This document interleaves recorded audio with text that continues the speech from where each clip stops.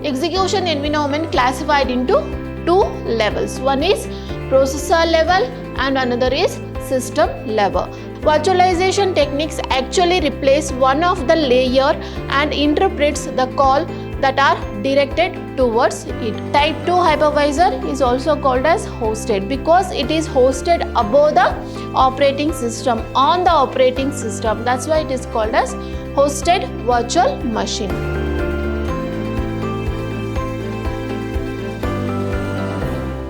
Hello everyone, welcome to the session of Cloud Computing. Myself Indu J, Faculty of Computer Science Department, Vidhyaashram First Grade College, Temple of Excellence, MYSURU. Today we are going to continue about Unit 2 in Cloud Computing Architecture. Okay, this would be the last session in your Unit 2. Here what we are going to discuss about virtualization. So in previous sessions, we have just given an introduction about the virtualization. Today, we will see what type of virtualization is there, how they are creating the virtual machine manager, everything we'll discuss in today's session. Let's have a look. Taxonomy of virtualization. How virtualization is categorized. Taxonomy of virtualization. This is a virtualization. Why we are creating the virtualization? To maintain the resources. What all need resources? Storage, network, execution environment, memory, everything. All the resources will be included. Right. So, there are basically we categorize the virtualization into two levels. One is processor level and then is a system level. What it is in the system level, that is basic virtualization, which comes converting the hardware into the virtual resources. Hardware resources into the virtual resource. Mainly we are dealing with the hardware virtualization.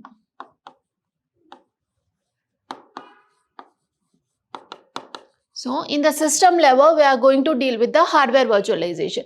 In processor level, it is above the hardware, above the operating system. So, that is called as processor level. Here, we are going to discuss about operating system virtualization, programming language virtualization, and then the application virtualization. Okay, let's discuss one by one. In the taxonomy of virtualization techniques, virtualization is mainly used to emulate. Emulate means what? Reproduce the function or the action of different computer, software system, etc. to the executing environment, storage, and then the network. That's what we have seen in the diagram. Execution environment classified into two levels. One is processor level and another is system level. Processor level, what we are implementing? We are implemented on the top of the existing operating system. Processor level will make use of existing operating system, whereas in the system level it make use of hardware. Implemented directly on the hardware and do not or minimum requirement of existing operating system. We don't require a operating system here. Okay, this is about taxonomy of virtualization. Execution virtualization. Let's see what all we have in execution virtualization. It defines the interface between the levels of abstraction where hidden implemented details, where we have hiding the implementation detail. We are just concentrating on the execution of the program. Virtualization techniques actually replace one of the layer and interprets the call that are directed towards it. What it does? It will abstract one of the layer. It make us assume that layer does not exist. Okay. That is represented in this diagram. Here what we have is IAS, the hardware operating system libraries and application. All this is a users. User want to access the hardware's operating system and some of the inbuilt functions. So when they are doing it, if it is a system level virtualization, then it says that it is no existence of hardware. Here we have virtual machine. Okay, that's what. Whenever we are dealing with the hardware virtualization, we deal with the instruction set architecture. What is instruction set architecture? When we are developing a computer, there are different types of architecture. As a computer can understand only the instruction, it does not understand the high level languages like English languages. So basically what we are giving instruction to the computer is called instruction set architecture.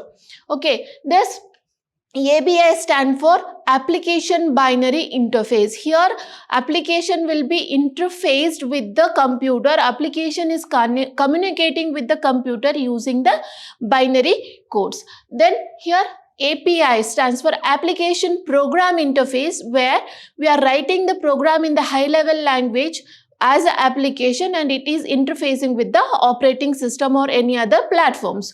So this is what about execution mechanism. Here you can say, here when we are having hardware and then the operating system, here ISA will takes place. The instruction set architecture will come into picture and it will hide one layer. It feels that there is no existence of physical hardware, there is only the virtual hardware that is present.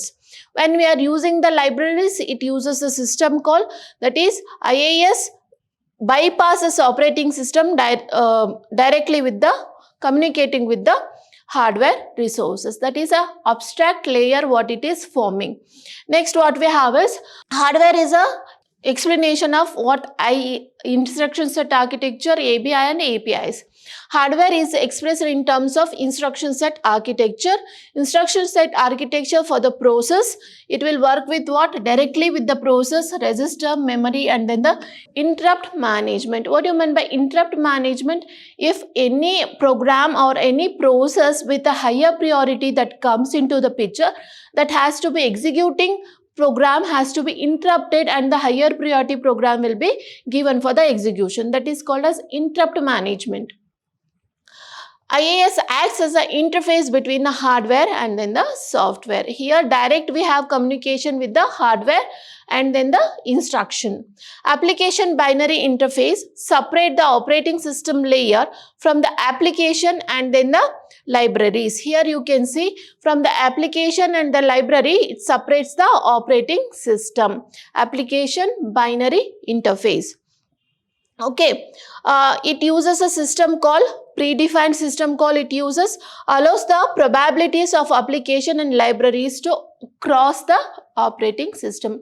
Using some binary interfaces, it allows the application to run on the operating system. And the third one is that APIs. It interfaces application to the library and or to the underlying operating system. It provides the communication between whom? Library and then the operating system. Layered approach simplifies the development and implementation of computing system. It implements what? Development and implementation of computing system.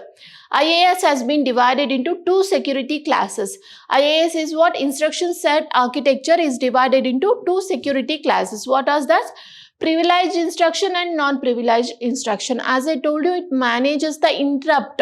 Like to manage those interrupt, we have this privileged instruction and non-privileged instruction. What is privileged instruction? The privileged instruction that are executed under the specific restrictions and are mostly used. What? It has a highest priority. Some privilegization is given to those instruction set. Priority is given to those instruction set and it poses some restrictions. That is called as privileged instruction. For sensitive operations which exposes behavior sensitive modality and control sensitive. What are these restrictions we have? Restrictions depends upon behavior sensitive and control sensitive. Depends on those two criteria, we have a restrictions on some instruction. That is called as privileged instruction. What is non-privileged instruction? That can be used without interfering with other tasks because they do not access the shared resources. We are not sharing any resources between each other. So no need of giving any privilegization to the instructions. That is called as non-privileged instruction. No priority is given. If one resources is allocated to one process, that process will complete that execution, terminates and then release the resources. In between or in middle, it don't release the resources. So hierarchy of privileged instruction, how they are providing the privileged depend on this hierarchy or ring structure. Ring 0, ring 1 and 2, ring 3. are 4 types of rings we have. This ring 0 is most privileged. Why it is most privileged? It is worked on the kernel. It is a kernel. What is kernel? Kernel is a basic operating system. Whenever you on your system, you will get one notation. Your kernel is booting, right? So without that, you cannot on the system only. That is what the most privileged instructions what we have given. That is works as a supervisor mode. Who is a supervisor? Who can take care of each and everything. We call him as a supervisor. So here who is a supervisor? Kernel. In ring 1 and 2 is medially privileged. It is privileged. What here it comes is operating system. In ring 1 and 2, operating system will come into picture. Used by the operating system level services by 1 and 2. Ring 3, in the least privileged level, used by the users. Who is going to use this ring 3? Used by the users. Okay, understood. Most privileged, who is using it? Using by the kernel, and privileged is using by the operating system, and least privileged is used by the users. Recent system supports 2 level of ring architecture. One is ring 0 and ring 3. That is working on with the kernel mode and with the user mode. Next, what we have is hardware level virtualization. What do you mean by hardware level virtualization? Creating the virtual resources of whatever the hardware we have. So it is a virtualization technique that provides an abstract execution environment in terms of computer hardware, on top of which the guest operating system can be run. It provides what? Virtual environment, executing environment on which we are operating system or user is going to work. It's like this. It's a hardware. Here we have a virtual executing environment. On this we have a user. Right. User is not working on directly on hardware. No, user is working on virtual executing environment. It also called as system virtualization. Hardware level virtualization is also called as system virtualization. This model, the guest is represented by operating system. Who is a guest here? Operating system will be the guest, and who is a host? Physical computer hardware is a host. The virtual machine manager is a emulation, and the virtual machine manager by the hypervisor. Here who is a guest? I've told you in the previous session we have discussed that we have 3 actors in the virtualization: guest, host and virtual machine. So here who is a guest? Operating system is a guest. Okay, and this is virtual machine manager, and physical hardware is a host. Virtual machine is managed by whom? Virtual machine manager. Okay, virtual machine by its emulation. Emulation means mimicking, and that virtual machine manager by the hypervisor. Virtual machine manager is also called as hypervisor. Who is a supervisor? Kernel is a supervisor. Who is a hypervisor? Just below that supervisor, hypervisors come into picture. Who's going to have a role of hypervisor? Virtual machine manager. What is this virtual machine manager? We'll discuss. This is how we represent the hardware level virtualization. Here we have host. Who is a host? Hardware. Hardware is a host. Virtual machine manager, who is creating the virtual machine. Host, emulating. What it is do? It is emulating the hardware in the form of virtual machine. And who is a guest? Operating system is a guest. Who is going to take care of this virtual machine? Virtual machine manager is going to take care of. What all are it is included?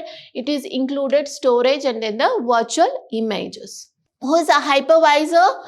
In hypervisor or virtual machine manager. VMM stand for virtual machine manager. Hypervisors runs above the supervisor. Above the supervisor, hypervisor run. Okay, it runs in the supervisor mode. It is not the supervisor, but it runs on the supervisor mode. For example, you can take when a company supervisor, CEO, company supervisors goes for the long leave, who is going to take care of that? CEO, right? CCO or something like that. Some person will be there to take care all the management of the company. So that is done by his hypervisors. It recreates the hardware environment in which the guest operating systems are installed. It is a piece of software. What it is? It's just a piece of software that enables us to run on or one or more virtual machine with the physical servers. There are two types of hypervisor. One is type 1 and then type 2. What is type 1 hypervisor? It runs directly on the top of hardware. Directly on the top of hardware, we are creating the virtual machine. Take the place of operating system. Before operating system and after hardware, it will be executed and it will take the place of operating system. Directly interact with the instruction set architecture exposed by the underlying hardware. Communicating how it is doing by using ISA. Also known as native virtual machine. Why? Because it's work on the underlying layer. It is called as native virtual machine. Next, type 2 hypervisor, what we have? It requires the supports of an operating system to provide the virtualization service. Here we have a virtual machine manager. With the help of operating system only, it is going to create the virtual machine. The program managed by the operating system. Who is going to manage these programs? Operating system is going to manage this. Emulate the instruction set architecture of virtual machine hardware. What it is going to do? It can emulate the hardware as well. Also called as hosted virtual machine. Type 2 hypervisor is also called as hosted because it is hosted above the operating system, on the operating system. That's why it is called as hosted virtual machine. Next, what we have is virtual machine manager main modules. There are 3 main modules in the virtual machine manager. Who are those? Dispatcher, allocator and then the interpreter. What is the job of dispatcher? The job of the dispatcher to take care of entry point of virtual machine manager. Which program has to enter at what time it has to get executed. So that is done by whom? Dispatcher. And also it reroutes the instruction issued by the virtual machine instance. It reroutes the instruction. For example, if anyone coming and asking you the address, you direct him where to go and where not to go. Right. Similarly, the job of dispatcher, it will start the execution of the instruction and also it will redirect the instruction for where it has to go. Then allocator, deciding the system resources to be provided to the virtual machine. Allocator, what will do? It allocates the system resources for execution of this instruction given by the dispatcher. Invoked by the dispatcher. Who is going to invoke the allocator? Dispatcher is going to invoke the allocator. Then interpreter. What's the job of interpreter here? It consists of interpreter routine. Which program has to execute at what time, how long it has to be executed and when it has to be preempted. This all will be taken care by interpreter. Executed whenever a virtual machine executes a privileged instructions, tap is triggered and then the corresponding routines will be executed. When to stop the currently executing environment and when to execute the privileged instruction, that will be taken care by the interpreter. Clear? There are 3 main actors in the virtual machine manager: dispatcher, allocator and then the interpreter. Dispatchers will start the execution and directs the instruction to some others, and allocator will allocate the resources required for that particular instruction sets, and interpreter will take care when the program has to be interpreted and given with the privileged instruction. So this is how we represent the virtual machine manager. Here we can see dispatcher, allocator and interpreter. 1, 2 and 3. Dispatcher, what it is doing? It is initiating the process and redirecting, and also initiating the allocator. Once it is allocated with the resources, then interpreter will then when it is executing after allocation of the resources, interpreters come into picture.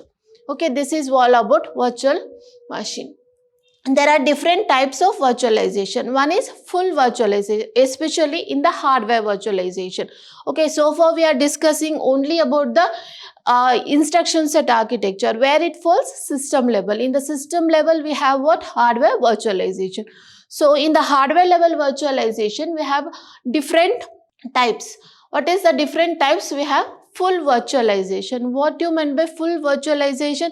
A complete hardware is emulated itself as a virtual machine. There is no difference between the virtual machine as and the physical hardware. Exactly same.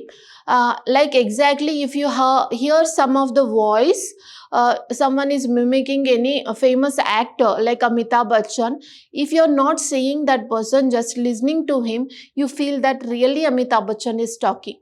Like exactly same. That is called as full virtualization, creating complete emulation of the hardware resources. Ability to run the program directly on the top of virtual machine without any modification. We are not doing any modification to the existing hardware to create the virtual machine when we are creating the virtual machine. Virtual machine manager requires a complete emulation of the entire underbreadth hardware. Just now I told you complete emulation, exactly the same.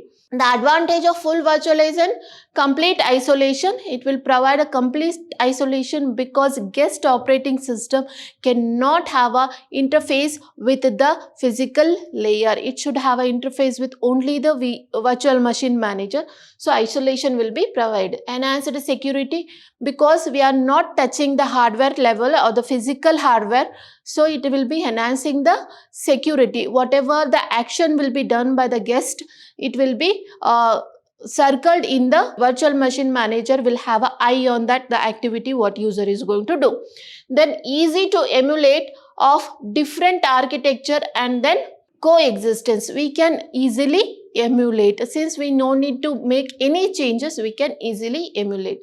The key challenges is in interpreting the privileged instruction. Only one challenge what we have in the full virtualization, how to interpret the privileged instruction. That is a key challenge what we have in the full virtualization. Then the second type of hardware virtualization is para-virtualization. What you meant by para-virtualization? Non-transparent virtualization. We have a thin VMM, that is virtual machine manager. We are making some changes when we are creating the virtual machine. Okay, that is what as para-virtualization. Instead of creating a complete virtual machine, we are making a thin layer of virtual machine.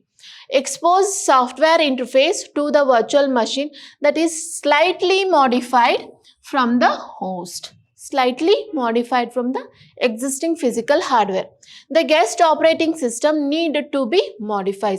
According to that, the guest operating system need to be modified. Simply transfer the execution of the instruction which were hard to virtualized directly to the host. What it does? Some instruction cannot be managed by the thin virtual machine manager. Those instruction will simply transfer to the direct physical hardware. So by that you are overcoming the disadvantage what we have in the full virtualization. Next, the third type of virtualization is partial virtualization. Previously what we have discussed is para-virtualization. Now we are discussing is partial virtualization. Partially emulation of the underlying hardware. We are not doing a complete emulation. We are not changing the operating system. We are emulating partially. Some of the resources will be emulated and some of the resources will be kept as it is. That is partial emulating. Not allow the complete isolation of the guest operating system. We are not providing isolation, complete isolation, because if the resources that is not emulated want to access by the operating system, it has to interface with the hardware, physical hardware. So we cannot provide the complete isolation there. Address space virtualization is a common feature of the contemporary operating system. So what it is doing? Address space virtualization. It is doing only the address space virtualization. Address space virtualization used in the time sharing system. When we are using this address based virtualization, when we have to share the time, that you might have studied time sharing, time based system in the operating system. Just have a look at that. You will get to know what is time sharing system. Then this is a type of hardware virtualization we have. Operating system virtualization. This is one more type of virtualization that falls under the execution level. Okay, so far we have discussed about the system level virtualization. Now we are discussing about the execution level virtualization. So it offers the opportunity to create the different and the separate execution environment for the application that is managed concurrently. It is giving what? Different and the separate execution environment for concurrent execution. Concurrent execution means simultaneous execution. No virtual machine manager will be there or no hypervisor will be there. Hypervisor come into picture when we have a hardware virtualization. Virtualization is in a single operating system. Operating system will provide you the virtualization. OS kernels allow for the multiple isolated user space instance. Who is going to take care of this? All the management. Operating system kernel is going to take care of all the things. Good for server consolidation. What do you mean by server consolidation? Different servers putting together as in a single server is called as server consolidation. So whenever we want to do the server consolidation, we go for operating system level virtualization. These are some of the example what we have for the operating system level virtualization. Next, programming language virtualization. Here it is mostly used to achieve easy of development, application, managed execution and portability across the different platform and the operating system. Why we are going for the program level virtualization? To achieve this. For the deployment of application, when we are dealing with the cloud, the deployment is a major aspect. For the deployment, managed execution and the portability with a different platform, we are using programming level virtualization. It consists of the virtual machine executing the bytecode of the program, which is a result of the complete process. What is bytecode? When we are writing the program in the Java, it has to convert into the assembly level language. From assembly level language, it has to convert into the object programming. Okay, so when it is converted into zeros and ones, binary code, that is called as byte code. Okay, that's why it is platform independent. So converts the program into the bytecode, which is a result of complete process. Produce a binary format representing the machine abstract architecture. It will produce what? Binary format. That is, binary format can be understandable by the machine easily. Okay, for example, Java platform and the .NET platform provide JVM, Java Virtual Machine and CLI for common language interface. So these are all some of the example what we have for the programming level interface. They are the stack based virtual machine. Stack based means first in last out based method. Like whatever we put into the stack, that will be fetched last. So this is, we can say first in last out, or we can say last in first out manner. Whichever we have put the last, that has to be fetched first out. So this is a stack based virtual machine, programming level virtualization. Then application advantage of programming level virtualization. provides the uniform execution environment across the different platform.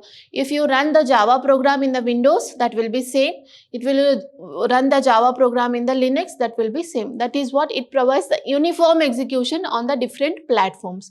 It simplifies the development and deployment efforts. You need not to do any changes to the code once you are shifting from one platform to other platform.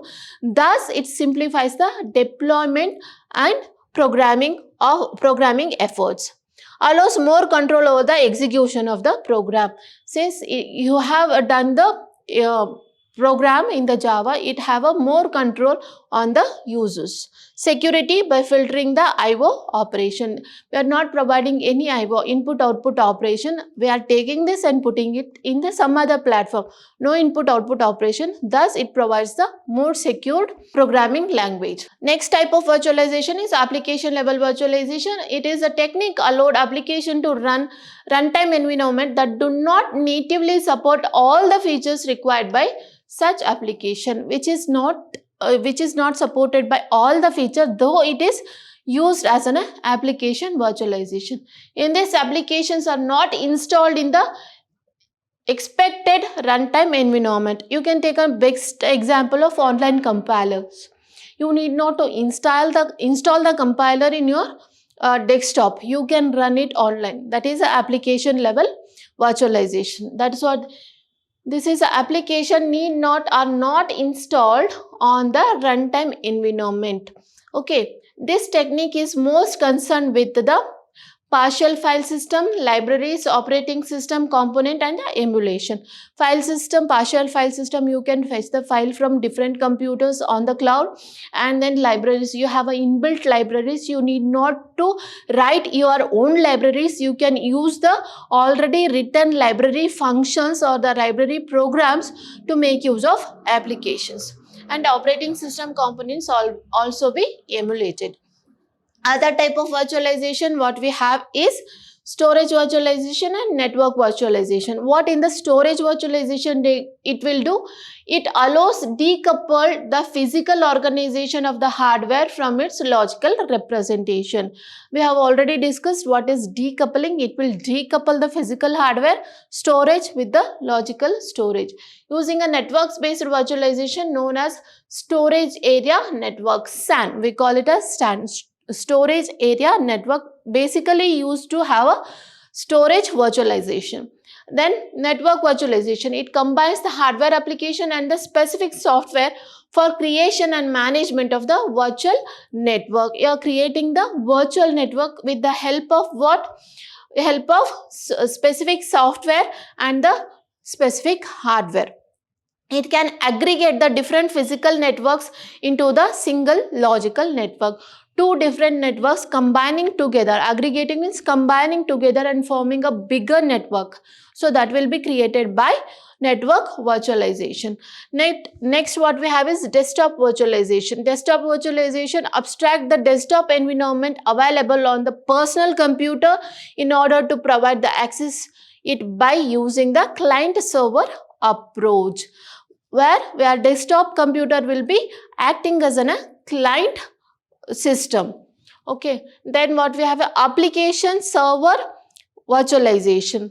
Application server virtualization abstract the collection of application servers that provides the same service as a single virtual application servers, combining different type of application servers and projecting it as a single server. Provides a better quality of service rather than emulating the different environment. Instead of emulating all the environment, just we are combining different servers and giving it as a single server.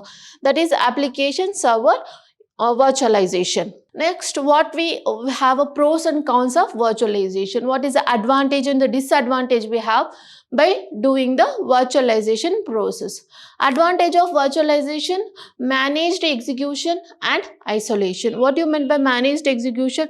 What time, how much time each instruction has to be executed, which program has to be given with what time, when it has to terminate it, everything is be managed, and you will get isolated resources for the guest.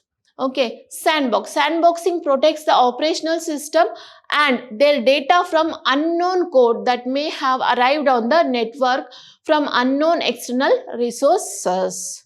So, as the guest works on the virtual machine, it will protect the hardware devices and hardware resources from unknown accessing. Portability, all of you know what is portability. Switching from one platform to the other platform using virtualization, it will be very easy to switch from one platform to the other platform. Self-contained, what do you mean by self-contained? An architecture approach that separates a larger system functionality into many independent collaborating system, that is dividing the large problem into smaller sub problems and finding the solution for that is self-contained. Here also in virtualization we are doing the same. For larger network we are dividing, and functionality we are dividing and forming a collaborative system together. Effective use of resources, as we are doing the virtualization we can use the resources available to the extent, to full of it. Then easy backup and disaster recovery. Virtualization will provide easy backup and disaster recovery because the physical hardware or the physical resource does not exist. If anything happens, it will happen to the virtual machine. Then disadvantage, we have mainly three disadvantage of the virtualization, that is performance degradation, inefficient and degraded user experience, security hole and new threats, what we have as a disadvantage in the virtualization. Let's see one by one the disadvantages. Performance degradation, what do you mean by performance degradation? Cause of performance degradation can be traced back by following. How we are going to trace the performance is degraded, it's not working up to the level, up to the mark, by following 4 criteria. Maintaining the status of virtual process, we have to maintain the status of virtual process always. Supports of privileged instruction, always we have to give more importance for the privileged instruction. Hope you got what is privileged instruction with the priority. Support paging with the virtual machine, it also has to support paging. Paging means dividing the complete functionality into different sub functions. And console function, once we have get lost, it has to console itself, it has to recover. By all the following process, if it is not satisfying these 4 conditions, then there is a performance degradation. Then with the live migration technique, the pages are copied from one physical machine to the other physical while the virtual machine is running.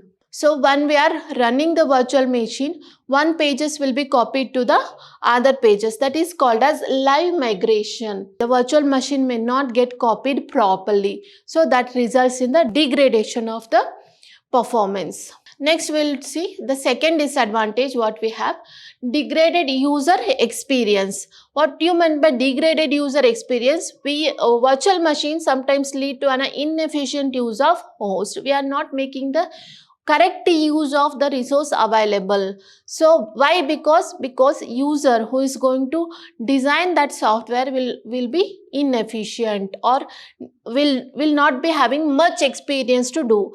Some of the specific features of the host cannot be exposed by the abstract layer and then become inaccessible. We cannot replicate the same host in the virtual machine, so it will become inaccessible for the guest.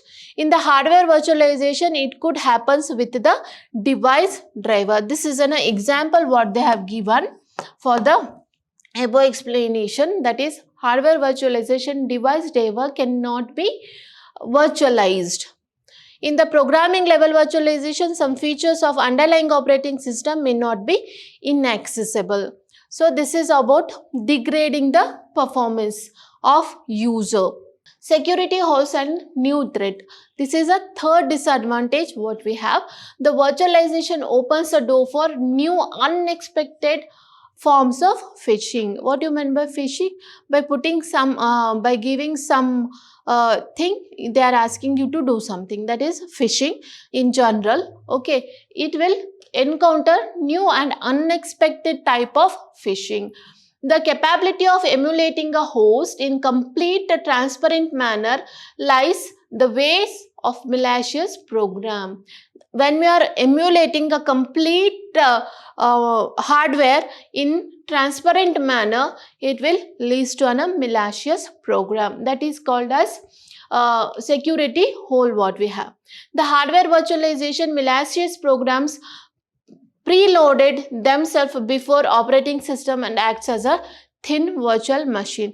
This unwanted programs, malicious programs, unwanted programs will preload themselves, will come and sit before the operating system, and they only will act as a virtual machine. We are not using the real virtual machine, but we assume that there is a virtual machine and working on that. That causes the malicious system to grab all the data. So these are the three types of disadvantage what we have in the virtualization. Technological examples for the virtualization here, Zen, VMware and Microsoft.